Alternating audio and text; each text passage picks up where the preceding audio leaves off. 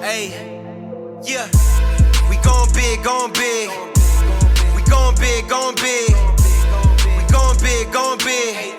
Don't trip, gotta get it how you live, hey, yeah. Welcome to the Let's Think About It podcast, where high achievers stop performing and start transforming. I'm Coach Mo, certified core energy leadership coach, founder of the Inner Arena and creator of the SWAG framework. Self-awareness, why power, aligned action, and grit. Around here, we train your mindset, challenge your limits, and turn pressure into purpose. Subscribe now and join me on YouTube at Swag Coaching. So let's get your reps in. We going big, going big. We going big, going big. We going big, going big. Don't trip, gotta get it how you. Welcome to another episode of the Let's Think About It podcast. I'm your host, Coach Mo, and I'm here with another amazing guest, and her name is Rachael Edmondson-Clarke. Rachael, how are you? Oh, I'm so excited to be here with you. I absolutely love chatting with you and I love the show. So I'm excited for our conversation I'm today. excited for you to be here. I hear an accent, though. What part of the world are you checking in from? Oh, yeah, we should address that straight up, right? So I'm from Nottingham in England. And yes, that is Robin Hood country. For those of you who can remember, was it the 90s when Kevin Costner did Prince of Thieves? I love it. Globally, the Let's Think About It podcast reaches global. Yes, and I appreciate that. What's one thing that you can tell us that you admire the most about where would you say Nottingham? Yeah, So, what's one thing that you would want us to know about? so it's most famous for its connection with Robin Hood. And what I love about it as a city is that it's got so much to offer, and yet it's not a big city. So you can walk from one side of it to another very easily. And we do still have a castle, a Nottingham castle of sorts, and Sherwood Forest. And as you would imagine, that beautiful countryside and the trees, the major oak trees and things like that is not far away either. So I love Nottingham because it's a great city. And then you've also got fabulous, gorgeous countryside to be able to get out in and explore on mountain bikes or walking or, trails, whatever you want to do. It's a great part of the world to live in. We're right in the middle of England as well. So to be able to get around to other places from here makes it really central and a cool place to be. Man, that's great. I'm great. I love that. I love Robin Hood, by the way. So let's jump right in. Tell us who you are, what you do, and the type of value that you bring. So who am I? That's always a really interesting question. And I always think it's interesting that the kind of the hats that people go to when they're asked that question. So who am I? I am, yes, of course, I'm a wife. I'm a mother with two boys. I live my life's mission and my soul's contract in the work that I do, which I thoroughly enjoy and is deeply meaningful to me. But who am I? I am someone who cares deeply about growth, about being ever evolving, about being true to my spirit and my values and what's important to me. And I care deeply about the world that we live in and making a positive difference and a lasting impact in that. That's great. And what do you do to support that mission?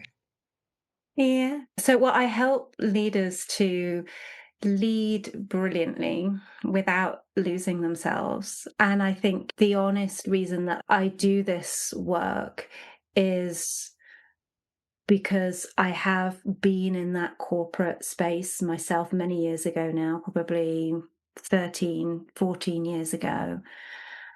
And I found myself collapsed on my office floor before going into a board meeting. And I'd spent a long time pushing through, doing the high achiever thing, and being really disconnected with myself and what really mattered. And coming back to living in alignment with who I most wanted to become. And that never stops, as we know. I know you know this, never stops.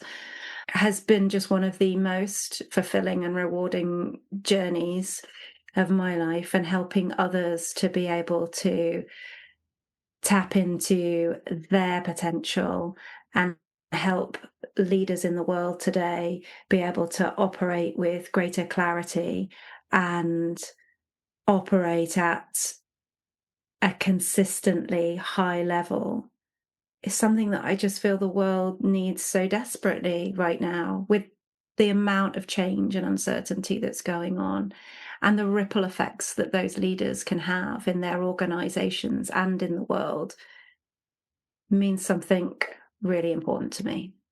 Yeah, I think listening to what you said, the first thing that really popped into my mind was you did the high achiever thing, right? And what was the pivot for you? Why did you make that move to shift over to do consulting work and what you do now, from just being in corporate and being that high performer? Because I would imagine you were producing really well in that environment, but what caused the pivot for you? And it was a real change in the definition of success as well. So I think I was caught in all of the trappings of what I was led to believe was success, whether that was the glass-fronted office, the company car, the team, the influence within the organization, and that sort of climbing that corporate ladder.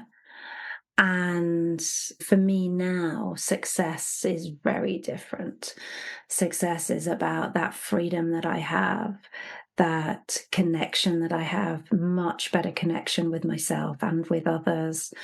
Yes, it's still about being able to enjoy the things that I want to enjoy and have the financial freedom to do those things. But it really comes down to that. Just a slight aside, I woke up yesterday morning, and it's one of those pinch me moments. I've had my own business for 11 years now, and it was one of those pinch me moments because I was like, oh my God, I'm so excited for today. I spent the majority of the day with a room of absolutely brilliant senior women. And it was just, I get to do this. I get to go and have lunch and work with and connect with this incredible group of women. And what was the pivot point was the other part of your question. The pivot point was that moment that I collapsed on the office floor. That was the moment that kind of woke me up to the realization that what I had been pursuing was not as fulfilling or aligned to what I really wanted. And something that I think is really important to state with that is that it wasn't then a quick flip and, oh, so I should be doing this, or this is what I want to do. For me, it took me 3 years to follow my heart, to see what was lighting me up, and to really, really explore deeply what was important to me, and then to make that transition. Because just jumping out of a corporate career and into running your own business is not necessarily a straight or an easy line or thing to do. And so, yeah, that transition happened over quite a period of time for me anyway. Thank you for sharing that, because I think a lot of the audience who listen to the show are high achievers, are leaders, are people that are doing extremely well in the work that they do. And they may be carrying a lot of internal baggage and not realizing that they're carrying a lot of internal baggage. And it creates certain around how they approach the people in their organization, the people that they report to, the people that report to them, their peers, and all of that. Let's start with this question. How do you help those type of leaders, those high performer leaders in these organizations regain self-trust within themselves so that they can lead effectively moving forward? I think this is a question that holds an awful lot of depth actually to it. And interestingly, I was working with one of my clients just earlier this morning around this very thing. And there's a number of things. I think where I absolutely want to start is our biology and emotional state, because building and reconnecting to our own trust in self will require some kind of foundations. So this is very fundamental, but it's really important. It'd be so easy for me to skip over this.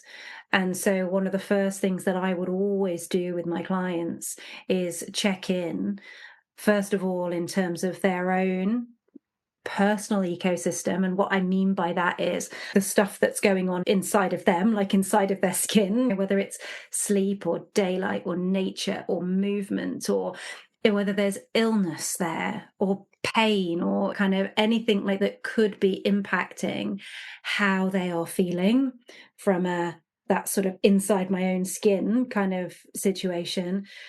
And then also from an emotional point of view, because we don't operate in these vacuums of just inside of our skin, there's also people and things around us that impact us and impact how we feel. And so is there any emotional dysregulation occurring there? Because if there is, being able to support both mood and emotion and help people to feel and be in a better resource place with greater capacity then to do the work around self-trust is such an important foundation. So I would always start there, what's going on.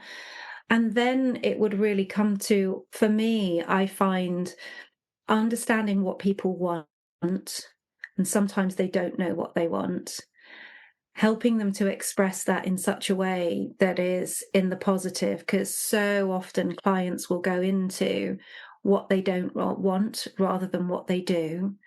So helping them focus on the positive and getting really clear. I often think of it like an archery target. Like, how are you going to hit that thing that you want if you're not really clear on it?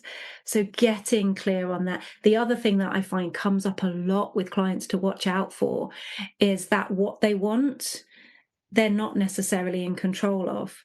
I want my team to be more engaged. I want to be better recognized by my bosses or my peers. Or so again, putting them into that powerful driving seat of, well, no, this is something we're setting you up for success for. So this has got to be an outcome that you have control over.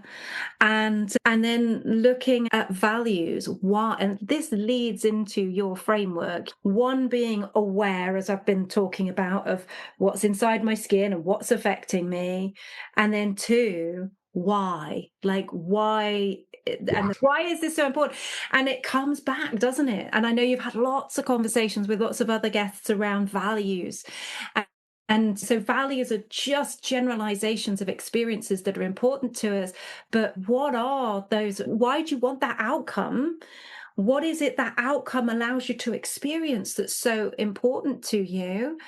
And let's get clear on that, your hierarchy of those values, the criteria with which you're going to meet those values, because we all have different criteria. You and I might share a value of connection, but how you experience and get that value Yes. might be different to my criteria for it. So being really clear on those things, and helping people then. Oh, this is another client that I finished a coaching season with last week. This was so beautiful because you're talking about that self-trust, and this is how it happened for him. And that was that, connected to those values and then understanding the qualities and characteristics that he could bring within his control to each and every moment, whether that was as a leader, as a husband, as a father, and choosing intentionally moment to bring those characteristics. There was a quiet evolution of who he became in that time. And as he chose moment to moment to vote for the person that he said he wanted to be, as a father, as a leader, as a husband, he built that inner trust and that congruence and that alignment with his values. And so emerges a different version of that individual. Absolutely. In a short way, and how Coach Mo describes that, you help that client get his swag. He Yeah, reclaimed yeah, his swag. yeah. Self-awareness, why power, aligned action, and grit.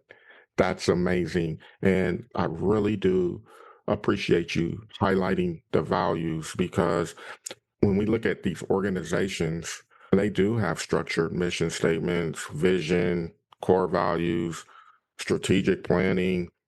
But for the leaders within that structure, how aligned are they with it?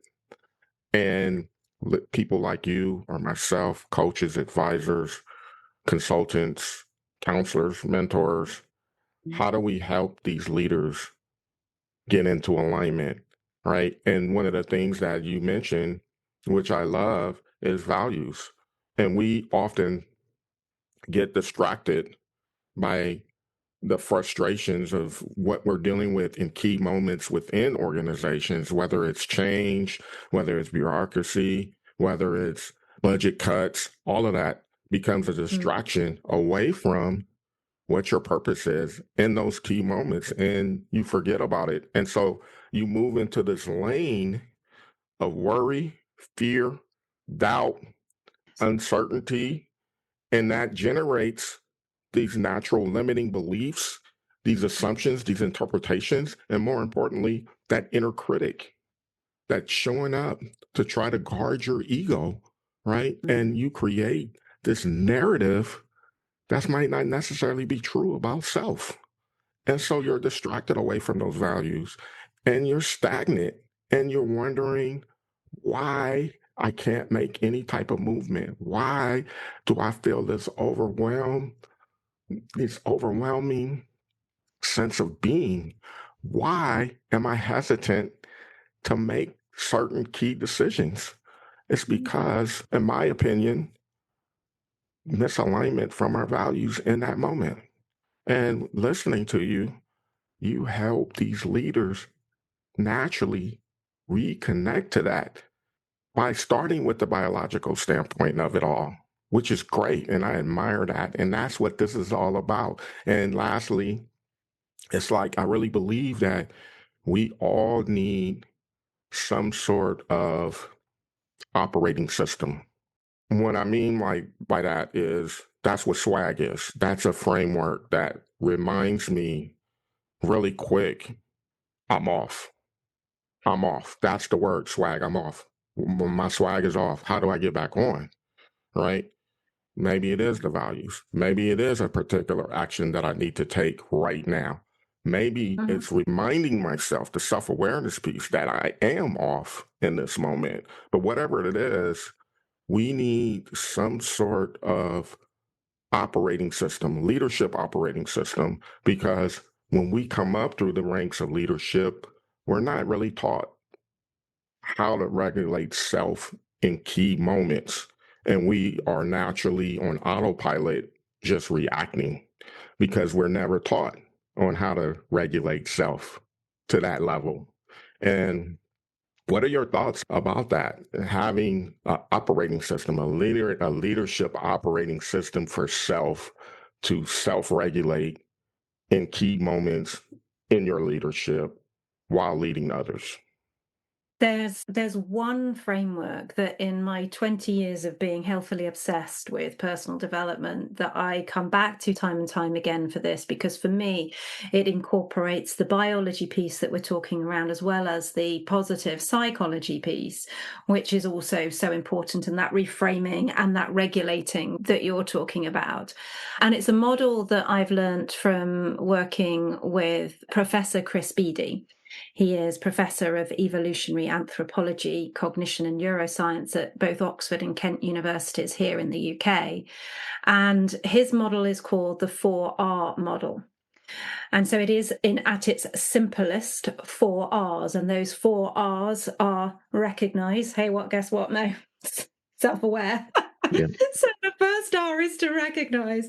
The second one is if it recognize how you're feeling. If it's mood related, how do you restore mood? So that's all the biology side of things that we were talking about, whether that's food, whether that's hydration, daylight, nature, movement, all of that kind of good stuff. Restore. Are you well restored? Most of us pay a lot of attention to making sure our devices are fully charged. Yes. But are we fully charged? And is it anything in our biology that's affecting that? So second one is, third one is, and it's not necessarily in this order, but third one is, right, okay, if I've recognized I'm off, checking in, do I need to restore mood, or is this emotionally led? Something has happened that has impacted me. There's an issue, or I didn't like the way that person spoke to me, or I've got a challenge here. And how can I, third R, resolve that? And if I can't restore or resolve immediately, then how do I regulate? And I might be tired because the kids have kept me up, so I regulate with a cup of coffee in the morning.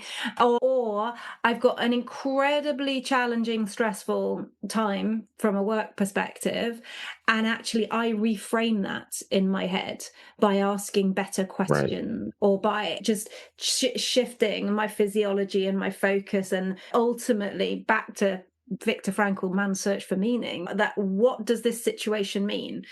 And recognizing that I get to choose that. This is what you were talking about, that we do operate on autopilot, but the reality is that if we choose to, as leaders, moment to moment, every single moment, we get the opportunity to choose and decide how we want to show up and who we want to be. And that does take huge executive brain power, which is why I talk about making sure we're fully restored, because trying to do that on an under-restored battery of yourself is very challenging. You're trying to put water up. But for me, that 4R model is incredibly useful. And the idea is that you only go to regulate, ideally not too often, only when you have to, and you get back to restoring and resolving as much as you can, so that you're then operating within the parameters within which you can operate at your best as a leader. So I come back to that model time and time again. I think it's incredibly helpful.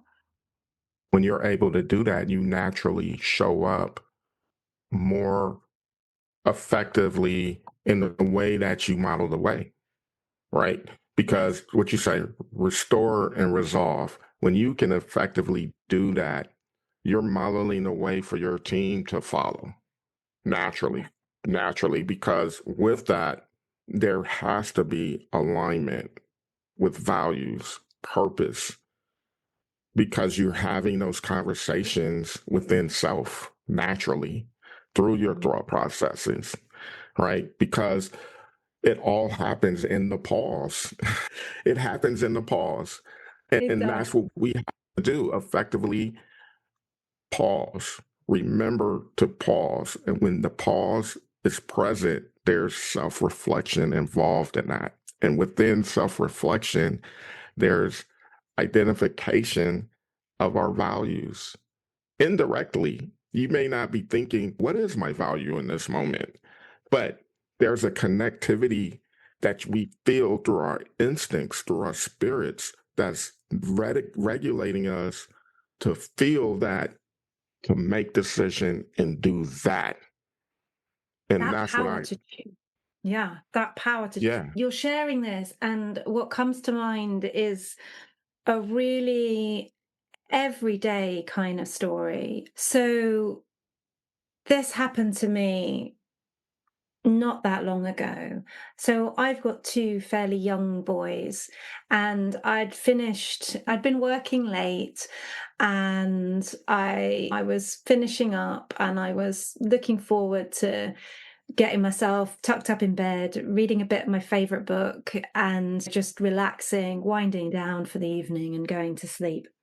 And my husband gets up very early for work, and so he was already in bed and tucked up and asleep. And I walked into our bedroom, and our youngest son was curled up in bed next to him. And in that moment, my instinct was, and the immediate emotion, the immediate thought process and thought chatter was, oh gosh, can't believe he's here. I just wanted to have that moment to myself, and now I can't even get into bed. And then I caught myself, because as you say, it's in the pause.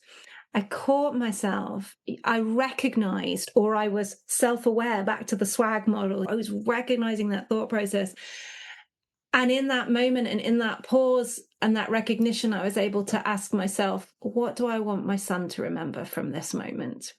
Right. And so I climbed into bed next to him, and I wrapped my arms around him. And I just had this beautiful moment of love and connection, because they are my top values. Absolutely.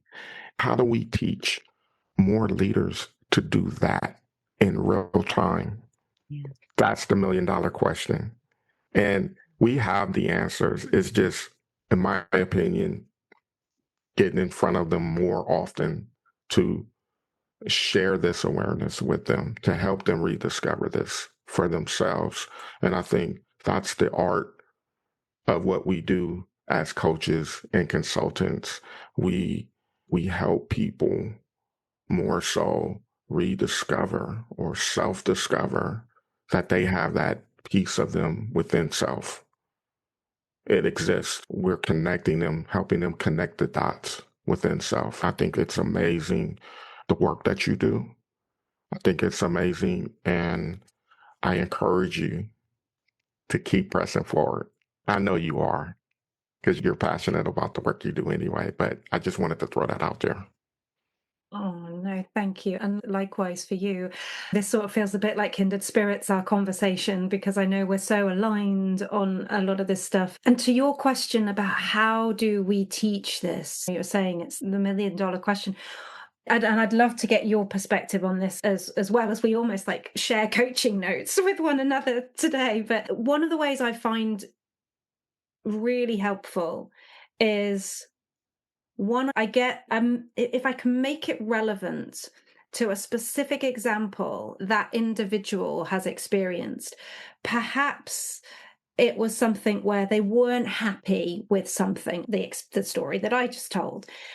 And how did they want to feel instead? And then almost like putting a slow motion camera on it to help them realize and recognize what might have been some of your other choices there, other choices that you could have made around how you spoke with yourself, around the focus that you put, around the questions that you asked yourself, and ultimately what that situation meant. Did this situation mean that, oh gosh, I'm going to go to bed even more tired and I can't get to do what I want? Or is this an opportunity for me to learn, to grow, and to step into the woman and the mother that I most want to be, and to experience more of my highest values? And I think when somebody gets the opportunity to take something that they are specifically experiencing or had experienced and dissect it almost in that way. And then one of the things I love for my clients to do, and I wish more of them did this with me more often, is when something comes up, don't wait for our next session to tell me about the thing. Get in touch and let's deal with it now as much as we can in the moment. And I just Yes. find that sort of repetitive pulling the client back to, do you see what's happening here? What choices are you making? Even when they're in the calls with us as well. That for me is then that's what builds that self-awareness and enables them to be more aware when they're on their own of those decisions and to make different choices in the pause, as you so beautifully put it. But no, I'd love to know for you, what happens with your clients? Yeah. I think the most powerful thing that I can do, clients mirror from what I do with them that they do with their staff and their teams, is to meet them where they are. Just starting there, right? Meeting them where they are and asking just powerful questions, right? Because they experience me being present where they are. And it's a great experience. They feel heard, they feel valued, they feel listened to, right? They feel connected. Okay, if you feel that way, how do you model it for your team? Yeah. Through the coaching process, the self-discovery process, and how they're receiving and how they are regaining their confidence and how they're self-discovering certain elements of their leadership that they have forgotten because they were misaligned, right? They show up to do the same for their team. Oh, Go ahead. I want no, to capture that thought. I want to capture that thought.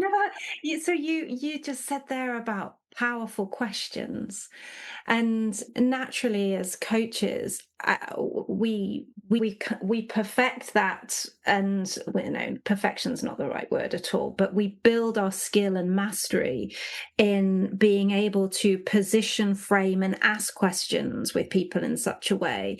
But there is a real skill attached to that, and I wonder if any of the leaders listening may be questioning, how do I get better at asking those powerful questions that help unlock the insights, the perspectives, and help my teams to maybe see things differently or from another way, or empower them more? And yeah, I guess I was just curious about that when you brought up that idea of Yeah, how questions, they hijack our minds, right? And they can hijack our minds in a good way and in a not so good way. So absolutely. mm, Absolutely. I agree 100%. But then you're talking about leaders right there, and in particular, high performing leaders, they're going the piece about the coaching and modeling the way. There's a pause. You have to pause. And when they're in the coaching session with me, that's the pause. That's the pause, right? So how do they mirror that with their team? Maybe it's a one-on-one meeting. That's the pause. Okay, so yeah. then within the one-on-one meeting, they've always been conditioned to check the boxes. We got to move. What's this? What's due? Let's reframe that one-on-one to make it a pause for the employee. And how does that pause work for the employee?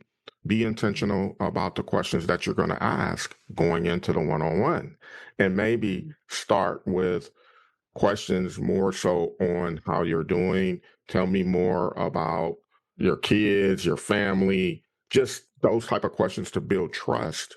And then putting it back on them, what support do you need? Tell me more of how I can help leverage certain frustrations that you might be carrying to help you propel through what you may be feeling in this moment. It's those type of questions, but it also, like you said, asking questions, it is a skill. And how do you develop skills? You practice. You have to practice. And anyone can practice asking questions. You can ask your spouse questions, right? And one of the other things that I do is I provide a tool, a list of questions, just open-ended questions, about 50 of them. And I'm like, when you go home, practice. Don't try to memorize all the questions. Just pick 3. Be intentional. Your spouse, your kids, somebody's going to come home complaining about something. Those questions, and then see what type of response you get. Don't try to solve it for them, but just ask the question. And then they come back and it was like, you know what, Mo? I love that. It actually started solving their own problem. I was like, absolutely. Now, how can you do more of that with your team? So let's pause. Kids are great for that. They are absolutely brilliant. And I always get quite curious with my kids as well, particularly on car journeys. And they're great people to practice with because they won't let you filter things or overthink things, or they're straight in there. Absolutely. Absolutely. One thing that came to my mind was I was thinking, gosh, I'm going back decades now, but when I first started to learn about coaching, and many leaders may be familiar with this, which is the goal framework for coaching. I say goal, no, that's not, it's grow is what I actually meant to say. Gosh, that long since I've used it, but I use it, but it's just part of me. So grow, which stands for goal, reality, options, and then will or way forward. There you go. It's that long since I've used it in that format and I had a whole bunch of questions against those like headings that was exceptionally helpful for me as I was earning my stripes and getting. And then the other framework, because I know you were talking to me about operating systems earlier, and the other framework that I also found really useful was the idea of, I don't know if you've ever heard of this, it's a little bit silly, but this idea of 5 bottoms on a rugby post. I know I'm going to have to explain that. Have you ever heard of that, Mo? No, not at all. Okay, so what we've got to do is we've got to imagine a rugby post. So a rugby post is like an H, yeah? Yeah. And then we're going to imagine 5 bottoms or 5 W's on that rugby post. And essentially it's standing for the who, what, when, where, why, and then the rugby post is the how. So starting your questions from that open frame, who, what, when, where, why, and how, and that's the 5 bottoms on a rugby post. Operating system, I'm not sure if we can call it that, but anyway, it was one that... I love that. You just be a visual. I can see how that can be so powerful for a person, particularly a person that's into sports, right? It can help them pause to remember in the conversation in real time. Okay, let me think of that. The rugby or post. Just like me and likes the idea of thinking of the England rugby team with their bottoms on a rugby post. I don't know. Yeah, no, that's great. I really do appreciate this conversation that we had today. Before we check out, how can my audience find you? Oh, that's very generous of you to ask. So the best way to connect with me, and I love if any of this has resonated, I love it when people reach out to me. The best way is through my website, which is elevar.co.uk, and that's spelled ELLEVAR. But all the links and resources, and there's a whole bunch of stuff there. But yeah, you can email me or connect with me directly on social from there. We had such a great conversation today. Any lasting thoughts you would like to leave us with? Oh gosh, haven't we? We've covered an awful lot. I think the one thing that we didn't get to talk about, and if I may quickly come back to this, and that is where you were talking about how organizations have their own set of values and how we as leaders are aligned to those or not, maybe, and how we help leaders come into alignment with that. And a very quick story, but I was working with a senior leadership team last year, and we looked at their own individual leadership values.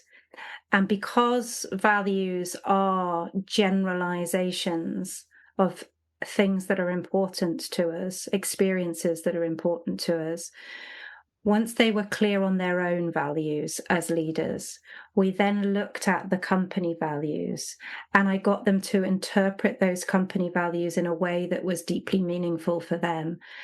And when they started to call out how they were interpreting the company values in a way that felt deeply aligned for them, the hairs on my arms just stood up, and it was a real goose pimple kind of moment. And there is always a risk with that you do find that some leaders, their values may not be aligned to their organization. But this particular company was brave enough and courageous enough to be able to say, if that's the case, we deal with that, and maybe there's not a good fit here.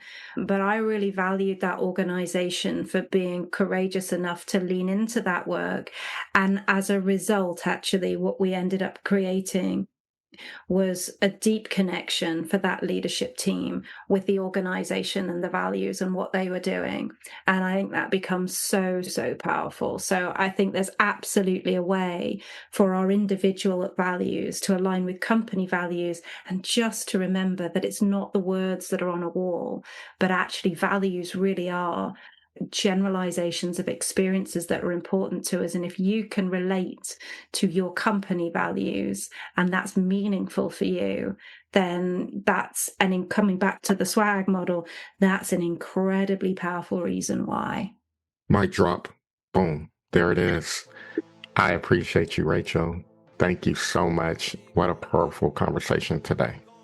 Mo, thank you for having me on the show. I've loved it. That's another rep in the inner arena. You didn't just listen, you leveled up your swag, self-awareness, why power, aligned action, and grit. If this hit home, share it. Subscribe to the Let's Think About It podcast and lock in with me on YouTube at Swag Coaching. Until next time, stay aware, lead with your why, act in alignment, and keep your grit strong. We gon' big, gon' big. We gon' big, gon' big. We gon' big, gon' big.